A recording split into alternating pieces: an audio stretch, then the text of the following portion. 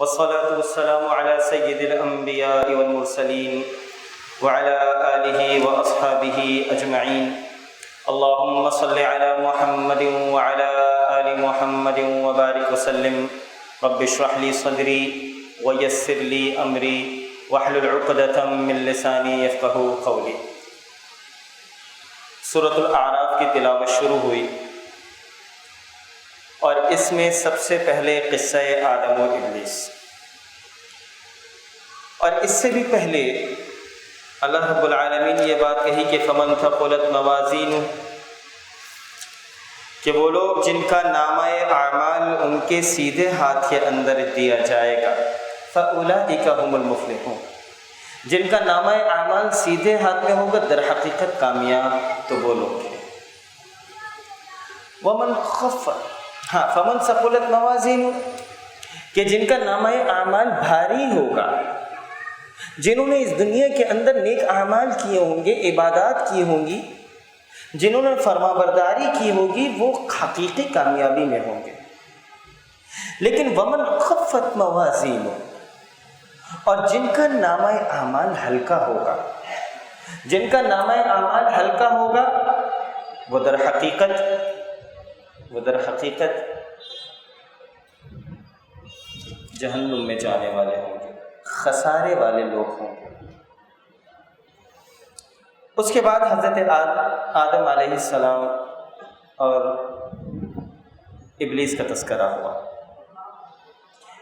کہ اللہ رب العالمین نے فرشتوں کو، اور ابلیس در حقیقت جن تھا لیکن وہ چونکہ فرشتوں کے ساتھ رہتا تھا، تو جب خلقت ہوئی، آدم علیہ السلام کی تخلیق ہوئی، تو اس کے بعد فرشتوں سے اور ابلیس سے بھی سب سے کہا کہ سب کے سب سجدہ کریں.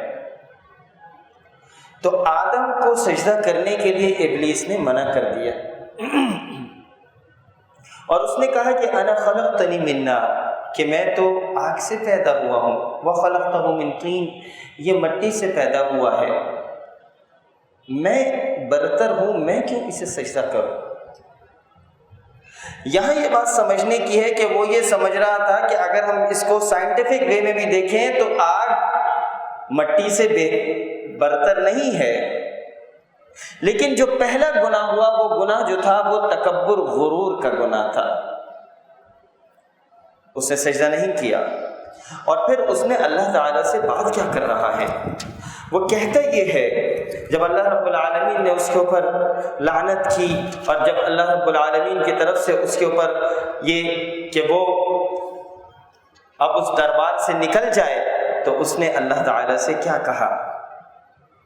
وہ اللہ رب العالمین سے کہتا یہ ہے کہ ثم لآتینہم من بین ایدیہم ومن خلفہم وعن ایمانہم وعن شمائلہم، میں اب ان کے اوپر حملہ کروں گا، ان کے آگے سے بھی کروں گا، ان کے پیچھے سے بھی کروں گا، ان کے دائیں اور بائیں سے بھی. اس انسان کو جس کی وجہ سے مجھے اس دربار سے نکلنا پڑ رہا ہے، اس کو میں نہیں چھوڑوں گا. اور ایک ڈیمونسٹریشن ہو گئی. آدم اور حوا کو جنت میں بھیجا، اور اللہ تعالیٰ نے یہ کہہ کر بھیجا کہ جو کھانا ہے کھاؤ، جو پینا ہے پیو، بس صرف ایک یہ جو درخت ہے اس کے قریب بھی نہ جانا، ولا تقربا هذه الشجرة. اب یہ شیطان آیا اور کہنے لگا کہ دیکھو، یہ جو تمہیں منع کیا ہے نا، یہ پھل کھانے سے، یہ درخت کھانے سے، اس کی وجہ یہ ہے کہ کہیں ایسا نہ ہو کہ تم فرشتے بن جاؤ، چونکہ اس کے کھانے سے تم فرشتوں کے اندر شامل ہو جاؤ گے اور تمہاری زندگی ہمیشہ ہمیشہ والی ہوگی، تو کھا لو، تمہیں ہمیشہ کی زندگی مل جائے گی. اچھا، انسان آدم علیہ السلام اس وقت یہ سمجھ رہے تھے کہ یہ چونکہ زیادہ علم والا ہے، وہ اس کے بہلاوے میں، اس کے پھسلاوے میں آ گئے، اور جس چیز سے اللہ تعالیٰ نے منع کیا تھا وہ چیز شیطان نے کہا تھوڑا سا کھا لو. یہی تو کہتے ہیں نا، تھوڑا سا چکھ لو، اور انسان نے چکھ لیا. اور پھر اس کے بعد آدم اور حوا دونوں کی شاہی پوشاک اتر گئی. یہ جو لباس تھا، جس لباس سے انہوں نے اپنے جسم کو ڈھانکا ہوا تھا، تو اس کے کھانے سے فوراً ان کی شاہی پوشاک اتر گئی اور وہ پھر پتوں سے دونوں اپنے جسموں کو ڈھانکنے لگے اور ان کو یہ احساس ہو گیا کہ انہوں نے کوئی غلطی کی ہے، انہوں نے کوئی نافرمانی کی ہے۔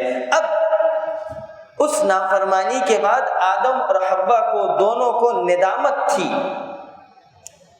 کمزوری ارادہ کی وجہ سے یہ نافرمانی ہوئی تھی۔ دوبارہ اللہ کی طرف پلٹے اور اللہ کی طرف پلٹے، اللہ تعالیٰ سے توبہ کی۔ اور یہاں پر بات یہ دیکھیں کہ وہ جو توبہ کرنے کے جو الفاظ ہیں جو پہلے بارے میں آئے تھے کہ فَتَلَقَّى آدَمُ مِن رَّبِّهِ كَلِمَاتٍ فَتَابَ عَلَيْهِ، اس توبہ کرنے کے الفاظ بھی اللہ رب العالمین سے پوچھے کہ بتائیے کہ توبہ کس طرح کی جائے، اور وہ جو توبہ کرنے کے الفاظ اس قرآن میں آئے کہ ربنا ظلمنا انفسنا، اے پروردگار ہم نے اپنے نفس کے اوپر ظلم کیا ہے، ہم وہ لوگ ہیں جنہوں نے ظلم کیا ہے، وَإِن لَّمْ تَغْفِرْ لَنَا، تو معاف کرنے والا ہے، وَتَرْحَمْنَا، تو رحم کرنے والا ہے ہمارے اوپر، تو ہمیں معاف کرنے والا ہے، تو ہماری مغفرت اور رحم کرنے والا ہے۔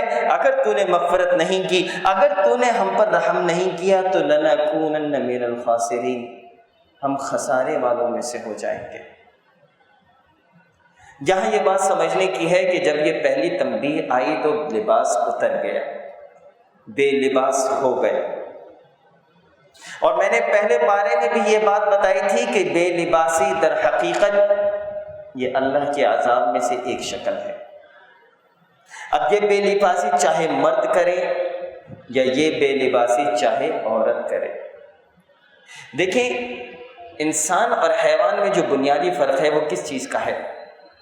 آپ حیوانات کو، پرندوں کو، کسی بھی چیز کو لباس میں نہیں دیکھتے، یہ صرف انسان ہے کہ جس کو پہلے دن سے لباس دیا گیا۔ اس کا مطلب یہ ہے کہ کوئی اگر لباس پہن رہا ہے تو وہ انسان ہونے کی گواہی دے رہا ہے، لیکن اگر کوئی بے لباس ہو رہا ہے تو در حقیقت وہ انسان حیوان سے قریب تر ہوتا چلا جا رہا ہے۔ لیکن افسوس اس چیز کا ہے کہ آج کے معاشرے کے اندر لباس ایسا پہنا جا رہا ہے کہ جو در حقیقت لباس نہیں، بے لباسی ہے۔ اب میں اس کو کس طرح آپ کے سامنے اور زیادہ اس کی تفصیل میں جاؤں کہ مرد، نوجوان خاص طور پہ، کہ آج کل وہ جس طریقے کے کپڑے پہن رہے ہیں وہ زینت تو ہیں، لیکن وہ کپڑے در حقیقت ان کے جسم کو غیر محرم کی طرف جو ان کا جو عورہ ہے اس کو چھپاتے نہیں ہیں۔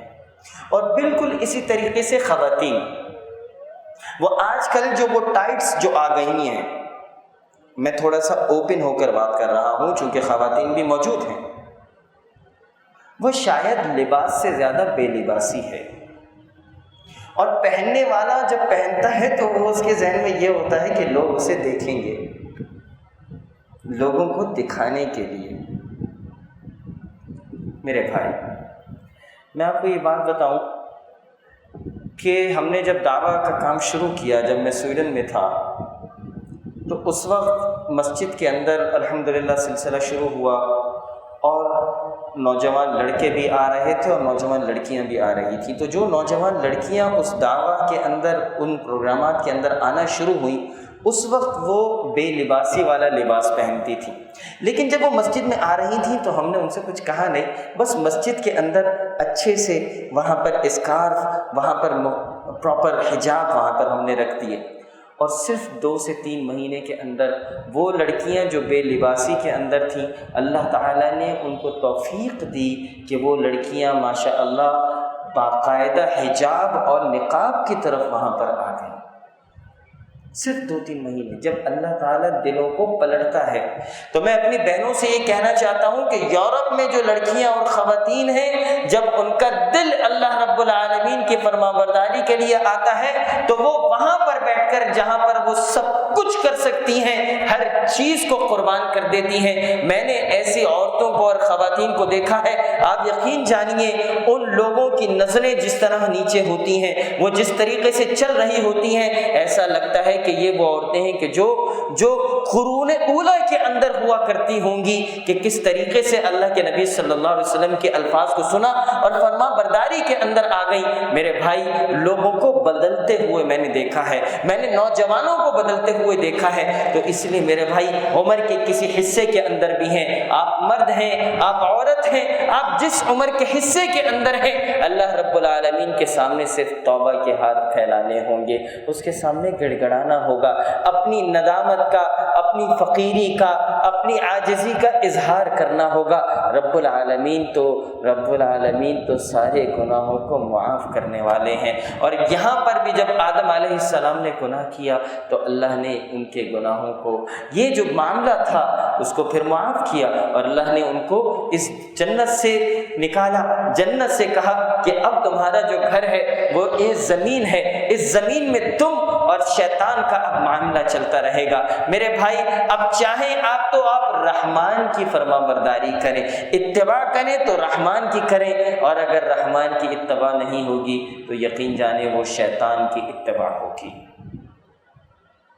اس کے بعد آگے چل کر یہ بات آئی کہ جو جنت والے ہیں، میں اس کا ایک ترجمہ صرف آپ کے سامنے، بہت ہی آسان اور سلیس ترجمہ ہے کہ اہل جنت اہل دوزخ کو پکاریں گے کہ ہم سے جو ہمارے رب نے وعدہ فرمایا تھا ہم نے تو اس کے واقعے کے مطابق پایا۔ قالوا نعم، سو تم سے جو تمہارے رب نے وعدہ کیا تھا تم نے بھی اس کو واقعے کے مطابق پایا؟ وہ جہنم والے کہیں گے نعم، ہاں ہاں۔ وہ پھر ایک پکارنے والا دونوں کے درمیان میں پکارے گا کہ اللہ کی مار ہو ان ظالموں پر، ان اصحاب النار کے اوپر۔ ان کو دنیا میں بتایا گیا تھا، دنیا میں راہ ہدایت دکھائی گئی تھی، اس کے بعد جو اللہ کی راہ سے اعراض کرتے تھے اور اس میں کجی تلاش کرتے تھے وہ لوگ آخرت کے بھی منکر تھے، اور ان دونوں کے درمیان میں ایک آڑ ہوگی، اصحاب الجنہ اور اصحاب النار کے درمیان میں، وہ ہے اعراف، اور ان دونوں کے درمیان میں ایک آڑ ہوگی، اور اعراف کے اوپر بہت سے آدمی ہوں گے، وہ لوگ ہر ایک کو ان کے قیافے سے پہچانیں گے، یعنی جو ان کا جو بات ظاہر ہے اس سے وہ پہچانیں گے کہ کس طریقے سے وہ جنت دنیا کے اندر تھے، اور اہل جنت کو پکار کر کہیں گے السلام علیکم۔ ابھی یہ اہل اعراف جنت میں داخل نہیں ہوئے، یہ جنت اور دوزخ کے درمیان میں جو جگہ ہے اہل اعراف وہاں پر ہوں گے۔ اہل اعراف جنت والوں سے پکاریں گے اور وہ ان کو دیکھیں گے، ان کو السلام علیکم کہیں گے، اور جب ان اہل الاعراف کی نگاہیں دوزخ والوں کی طرف جائیں گی تو جب ان کی نگاہیں اہل دوزخ کی طرف پھیریں گے تو کہیں گے اے ہمارے رب، ہم کو ان ظالم لوگوں کے ساتھ شامل نہ کرنا۔ اور پھر اہل اعراف بہت سے آدمیوں کو جن کو کہ ان کے قیافے سے پہچانیں گے، پکاریں گے، کہیں گے کہ تمہاری جماعت اور تمہارا اپنے کو بڑا سمجھنا تمہارے کچھ کام نہ آیا۔ وہ دیکھیں گے کہ جہنم میں کون کون ایسے لوگ ہیں، بڑے بڑے سردار ہوں گے، بڑے بڑے لیڈر ہوں گے جو اس دنیا کے اندر لوگوں کی رہنمائی کا کام کرتے تھے، ان کا ٹھکانہ وہاں پہ جہنم ہوگی۔ اہل الاعراف ان کو دیکھ کر پہچان لیں گے، اچھا یہ وہ ہے، یہ وہ والا لیڈر ہے، یہ وہ والا لیڈر ہے جو وہاں پر کیا کیا کیا کرتا تھا۔ یہ اہل اعراف ان کو اس طریقے سے دیکھیں گے۔ اور پھر کیا یہ وہی ہیں جن کی نسبت تم قسمیں کھا کر کہا کرتے تھے کہ اللہ تعالیٰ ان پر رحمت نہ کرے گا؟ ان کو یوں حکم ہوگا کہ جاؤ، جنت میں تم پر نہ کچھ خوف ہے اور نہ تم مغموم ہوگے۔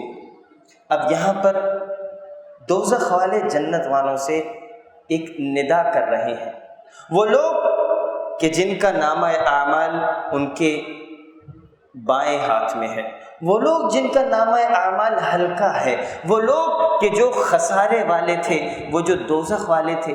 یہ الفاظ تو سنیں، وَنَادَى أَصْحَابُ النَّارِ أَصْحَابَ الْجَنَّةِ، یہ اصحاب النار اصحاب جنت سے کہیں گے کہ ان افیضوا علینا من الماء، ان افیضوا علینا من الماء، تھوڑا سا اگر کچھ پانی ہو، تھوڑا سا اگر کھوڑا پانی ہو تو ہمارے اوپر ڈال دو، ہم جل رہے ہیں، اس دوزخ کے عذاب، اس کی گرمی کے اندر ہم جل رہے ہیں، تھوڑا سا پانی ہو تو ذرا دے دو۔ یہ جو پچھلے 2-3 دن گزرے ہیں، اب ہر کوئی وہ اسپرے والا بوتل اپنے ساتھ رکھتا ہے کہ گرمی کے اندر اسپرے کرے، تھوڑا سا پانی لگا لے اپنے جسم پر، تھوڑا سا نہا لے تاکہ گرمی کا اثر ختم ہو جائے۔ ذرا اس چیز کا اندازہ لگائیں کہ وہ دوزخ کی گرمی کیا ہوگی، اور یہ دوزخی جنتیوں سے کہیں گے کہ تھوڑا سا پانی تو دے دو، ان افیدوا علینا من الماء او مما رزقکم اللہ، اور تھوڑا سا اگر کچھ کھانے کو ہو، وہ رزق جو تمہیں اللہ نے دیا ہے تھوڑا سا اگر مل سکے ہمیں تو کچھ دے دو۔ میرے بھائی، وہ دن ہوگا کہ کوئی چیز اس دن کام نہیں آئے گی۔ اس کے بعد آگے چل کر بیان ہوتا ہے، ہاں یہاں پر یہ بات بھی تھی کہ جنت میں داخل ہونے سے پہلے اللہ تعالیٰ جنتیوں کے وَنَزَعْنَا مَا فِي صُدُورِهِم مِّن غِلٍّ، یہ جو دلوں کے اندر کدورت ہے اللہ تعالیٰ اس کدورت کو نکال دے گا۔ جنت میں داخل ہونے سے پہلے دلوں میں جو آپس میں جو کدورت تھی اللہ تعالیٰ اس کو نکال دے گا۔ اہل علم اور علماء کہتے ہیں کہ اگر جنت میں جانے سے پہلے اس دل کی کدورتوں کو اللہ نکال دے گا تو پھر اگر تم اس دنیا کو جنت بنانا چاہتے ہو تو اپنے دلوں سے ایک دوسرے کی جو کدورت ہے اس کو نکال دو، اپنے دلوں کو وائپ آؤٹ کر دو، لوگوں کی کمیاں کوتاہیاں، لوگوں کے اوپر تنقید کیوں کرو؟ محبت سے ان ساری چیزوں کو تبدیل کر دو کہ جب جنت میں جانے سے پہلے اللہ تعالیٰ اس کدورت کو اس جسم سے نکال دے گا، اس دل سے نکال دے گا، ان سینوں سے اللہ تعالیٰ نکال دے گا۔ اس کے بعد تذکرہ ہوا قوم نوح کا کہ ہم نے حضرت نوح علیہ السلام کو بھیجا،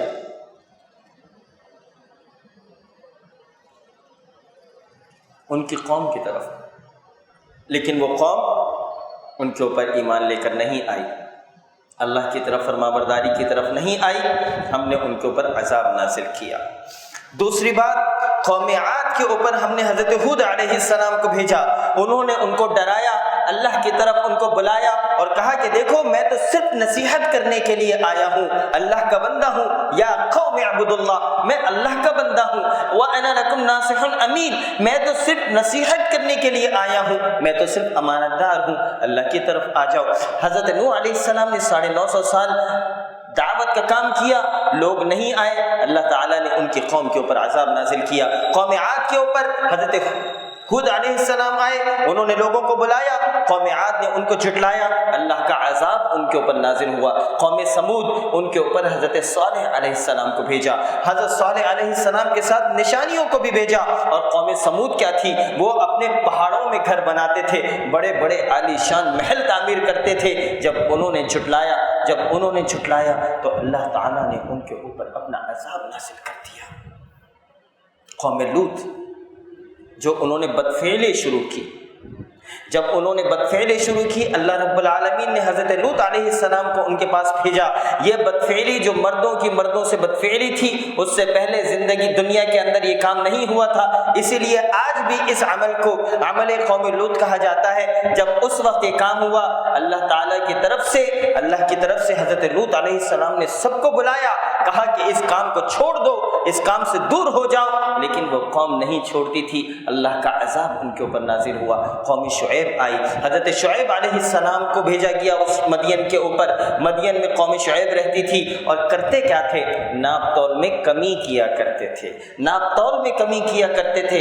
حضرت شعیب علیہ السلام نے ان کو روکا، کہا کہ دیکھو یہ کام نہ کرو، اللہ رب العالمین کی عبادت کرو۔ یہ قوم شعیب، انہوں نے حضرت شعیب علیہ السلام کو جھٹلایا، اللہ کا عذاب اس قوم کے اوپر نازل ہوا۔ اور پھر اس کے بعد تذکرہ آتا ہے حضرت موسیٰ علیہ السلام کا۔ لیکن اس سے پہلے میں آپ کو ایک خاص بات بتاؤں، اس تذکرے سے پہلے اللہ تعالیٰ کہتا ہے کہ ہم نے بستی والوں کو، اس کے لیے ہم نے انبیاء بھیجے، اس کے لیے ہم نے کتابیں بھیجی۔ لیکن یہاں ایک بات آئی کہ دیکھو اگر یہ بستی والے 2 کام کر لیں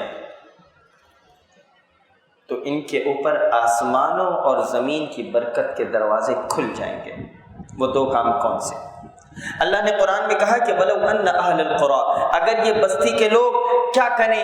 آمنو واتقوا، دو کام کر لیں، ایمان لے کر آ جائیں اور تقوی کی روش اختیار کریں، صرف یہ دو کام ہیں، ہمیں صرف دو چیزیں چاہیے تم سے، تم ایمان لے کر آ جاؤ اور تقوی کی روش اختیار کرو۔ اللہ فرماتے ہیں کہ لَفَتَحْنَا عَلَيْهِمْ بَرَكَاتٍ مِّنَ السَّمَاءِ وَالْأَرْضِ، اللہ تعالیٰ آسمانوں اور زمین کی برکتوں کے دروازے کھول دیں گے۔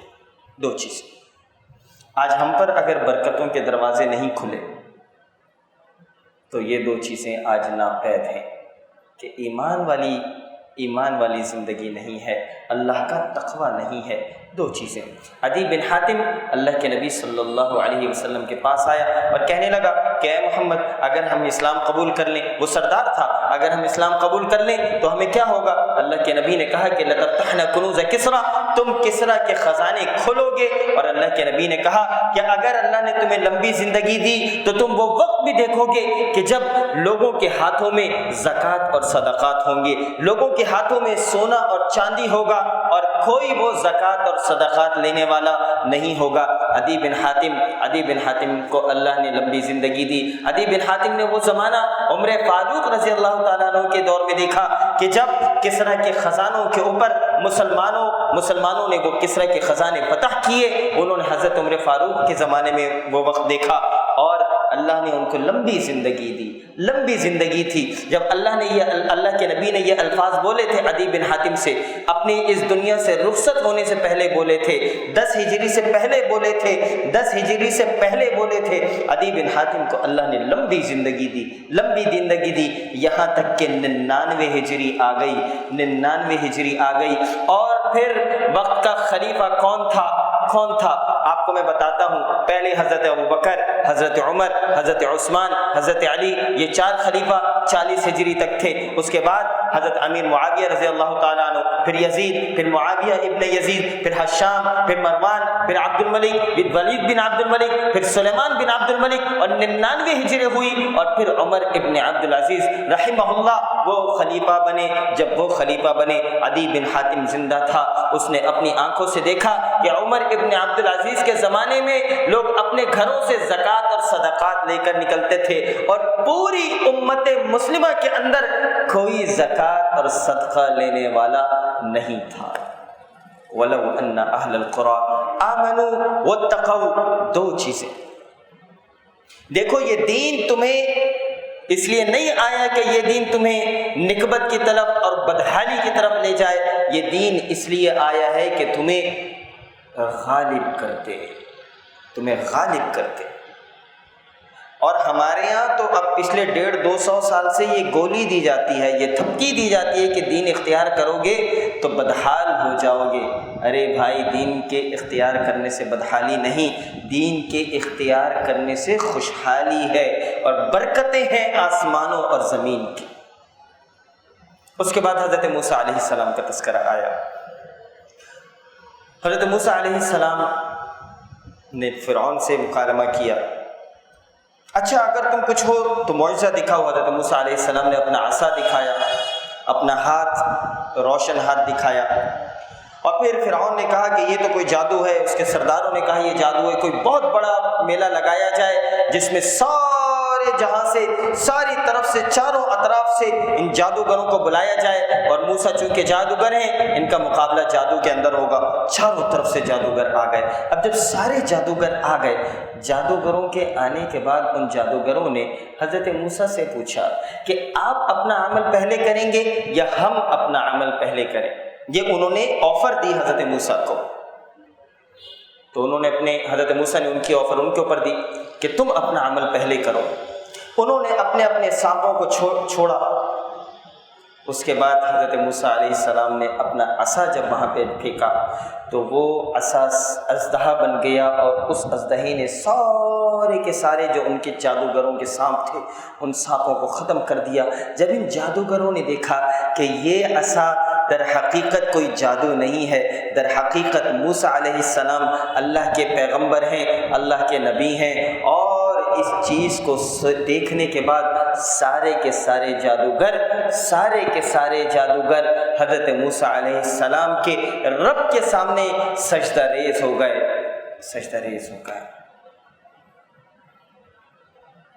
اور جب وہ سجدہ ریز ہوئے تو موسیٰ فرعون نے کہا کہ تم ہماری اجازت کے بغیر تم موسیٰ کو ماننے والے ہو گئے، تو ان سارے جادوگروں کو کہ وہ جادوگر جو تھوڑی دیر پہلے جہالت کے اندھیرے میں تھے، اللہ تعالیٰ نے ان کو نکال کر ولایت کی سب سے بہترین شہادت کے رتبے پر فائز کر دیا، اور فرعون نے ان جادوگروں کے ہاتھوں کو اور پیروں کو باندھ کر کاٹ دیا، ان کو سولی کے اوپر چڑھا دیا، اور وہ سارے کے سارے جادوگر جو جہالت کے ایک کونے کے اوپر تھے وہ ولایت اور شہادت کے رتبے کے اوپر فائز ہو گئے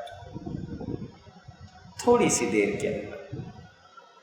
اسی لیے یہ اللہ رب العالمین کسی کو اگر ولایت کے رتبے کے اوپر اپنی محبت کے رتبے پر پہنچانا چاہتا ہے تو اس پہ دیر نہیں ہوتی۔ اس کے بعد آگے چل کر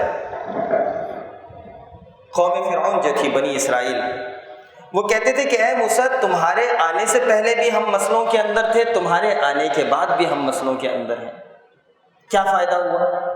تمہارے آنے سے پہلے بھی پریشانیاں تھیں، تمہارے آنے کے بعد بھی پریشانیاں ہیں۔ بہرحال حضرت موسیٰ علیہ السلام اپنی قوم کو لے کر نکلے اور فرعون ان کے پیچھے تھا، اور اللہ تعالی نے ان سب کو فرعون کو غرق کر دیا۔ اب یہ بنی اسرائیل جب صحرا کے اندر آئے، اب جب یہ گزرنے لگے تو حضرت موسیٰ علیہ السلام کو اللہ تعالیٰ نے کوہ طور پہ بلایا 40 دن کے لیے، اور پیچھے حضرت ہارون علیہ السلام کو پیچھے چھوڑ کے گئے۔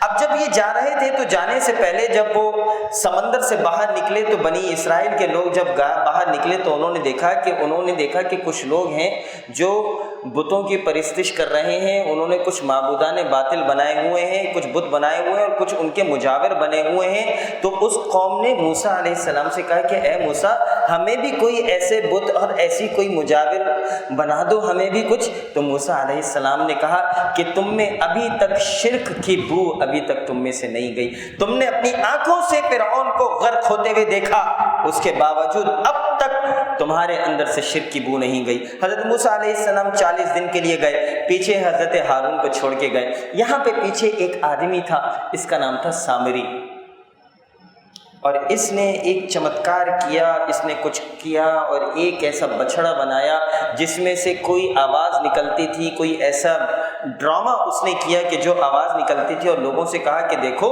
موسیٰ تو پتہ نہیں کہاں گئے ہیں، در حقیقت تو جو خدا ہے وہ یہ بچڑا ہے۔ اور موسیٰ علیہ السلام کی غیر موجودگی میں یہ بنی اسرائیل جس نے خود اتنے معجزے دیکھے تھے اس کے باوجود پھر دوبارہ شرک کے اندر لگ گئے۔ پیچھے سے واپس حضرت موسیٰ آتے ہیں، حضرت ہارون علیہ السلام کی داڑھی کے بال پکڑتے ہیں، سر کے بال پکڑتے ہیں اور کہتے ہیں کہ تم نے ان کو روکا نہیں۔ تو موسیٰ علیہ السلام کو ہارون علیہ السلام کہتے ہیں کہ یا ابن ام لا تأخذ بلحیتی ولا برأسی، یہ آیت آئے گی 16ویں پارے میں، لیکن میں آپ کو یہی بیان کر دیتا ہوں۔ یا ابن ام، اے میری باں کے بیٹے، لا تأخذ بلحیتی ولا برأسی، نہ میرے سر کے بال پکڑو، نہ میری داڑھی کو پکڑو، لا تأخذ بلحیتی ولا برأسی انی خشیت، میں تو اس خوف میں تھا، ان تقول فرقت بین بنی اسرائیل، میں یہ سمجھتا تھا یہ جتنے بھی لوگ تھے میں ان کو قتل کروا سکتا، میں ان کو سب کچھ کروا دیتا، ان کو یہاں سے دربدر کروا دیتا، میں سب کچھ کر لیتا، لیکن میں تو صرف اس خوف کے اندر تھا کہ ان تقول، کل تم خود مجھ سے آ کر کہو گے کہ فرقت بین بنی اسرائیل، تم نے بنی اسرائیل کو ٹکڑے ٹکڑے کر دیا، فرقہ فرقہ کر دیا۔ تو میرے بھائی وقت کا نبی اس نے شرک ہوتے ہوئے دیکھ لیا، لیکن قوم کو ٹکڑے ٹکڑے ہونے نہیں دیا، فرقہ واریت نہیں ہونے دی۔ یہاں پہ جو میں بتانا چاہ رہا ہوں آپ وہ مطلب سمجھ جائیں کہ اس وقت کے نبی نے اپنے سامنے شرک کو ہوتے ہوئے دیکھا لیکن فرقہ نہیں بننے دیا۔ میرے بھائی آج ہم بھی دین کے نام پہ فرقے نہ بنائیں۔ اللہ کے نبی صلی اللہ علیہ وسلم کی مختلف احادیث ہیں، مختلف طریقے ہیں، نماز پڑھنے کے مختلف طریقے ہیں۔ اللہ کے نبی صلی اللہ علیہ وسلم کے ان طریقوں کو اللہ تعالیٰ نے آج زندہ کیا ہوا ہے، لیکن اپنے دلوں کے اندر تعصب نہیں رکھیے گا، میں بباغے دہن یہ بات آپ کے سامنے کر رہا ہوں۔ رفع یدین اللہ کے نبی صلی اللہ علیہ وسلم کی سنت ہے۔ ہمارے یہاں مسئلہ یہ ہے کہ ہم فقہ حنفی کے احباب جب اس چیز کو دیکھتے ہیں کہتے ہیں کہ نہیں، یہ رفع یدین والے تو غیر مقلد ہیں، فلاں ہیں، ان کے پیچھے نماز نہیں ہے۔ میرے بھائی، آج اگر یہاں پر امام شافعی آ جائیں تو کون ایسا امتی ہوگا اللہ کے نبی کا؟ آج امام احمد بن حنبل آ جائیں اور وہ یہاں کھڑے ہو کر امامت کریں تو کون ایسا بدبخت ہوگا جو امام احمد بن حنبل اور امام شافعی کے پیچھے نماز نہ پڑھے؟ وہ تو رفع یدین کرتے تھے۔ اسی لیے اس تعصب کو، اس فرقے کو، ان فرقہ بازیوں کو، ان دیوبندیوں، بریلویوں اور احادیثیوں کے نام کو، میرے بھائی، سب سے اہم جو چیز ہے وہ مسلمان ہونا ہے۔ مسلمان ہو جائیں، قرآن و سنت کے اوپر عمل کرنا شروع کر دیں۔ یہ جو دلوں کے اندر تعصب آ گیا ہے، آج ایسے علماء کی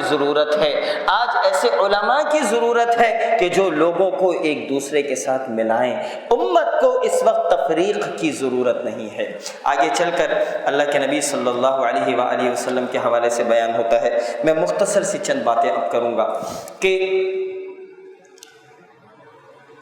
اللہ کے نبی صلی اللہ علیہ وسلم کے بارے میں آیا کہ ان کا ذکر تورات میں بھی ہے، ان کا ذکر انجیل میں بھی ہے۔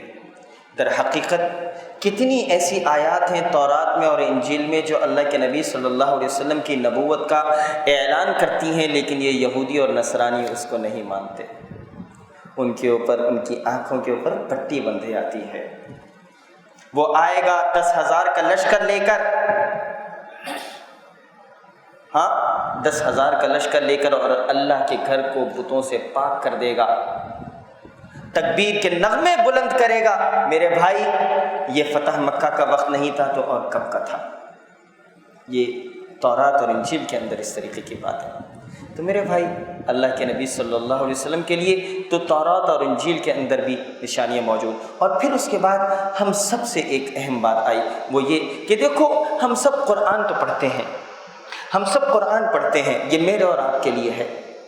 کہیں ایسا نہ ہو کہ ہمارے دل جو ہے اس قرآن کو پڑھتے ہوئے نرم نہ ہو، ایسا نہ ہو کہ یہ آنکھیں قرآن کو ہم دیکھیں لیکن در حقیقت ہم دیکھ نہ رہے ہوں، ہم سنیں لیکن در حقیقت ہم سن نہ رہے ہوں۔ یہ بنی اسرائیل کے یہ یہودی اور عیسائی کیا تھے؟ یہ تلاوت کرتے تھے اپنی کتابوں کی، جو چیز ماننی ہوتی تھی مانتے تھے، جو چیز نہیں ماننی ہوتی تھی نہیں مانتے تھے۔ تو اللہ نے کیا کہا؟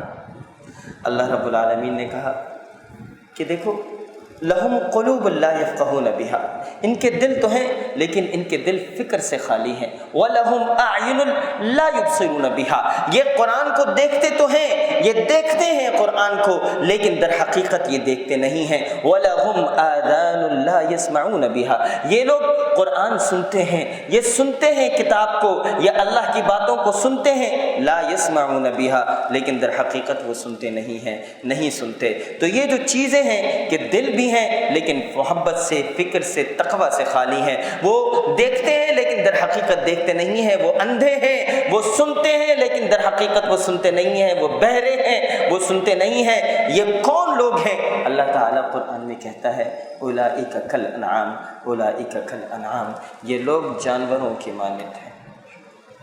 جو قرآن کو دیکھتے ہیں، پڑھتے ہیں، سنتے ہیں، تراویح میں بھی سنتے ہیں، قرآن کو بار بار پڑھتے ہیں، لیکن در حقیقت قرآن کی نہیں مانتے، قرآن و سنت کی نہیں مانتے، قرآن سے اپنے آپ کو دور کر لیا۔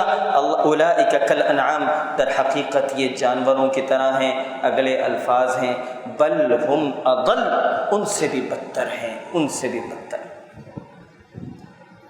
اللہ رب العالمین مجھے اور آپ کو قرآن و سنت کے اوپر عمل کرنے کی توفیق دے۔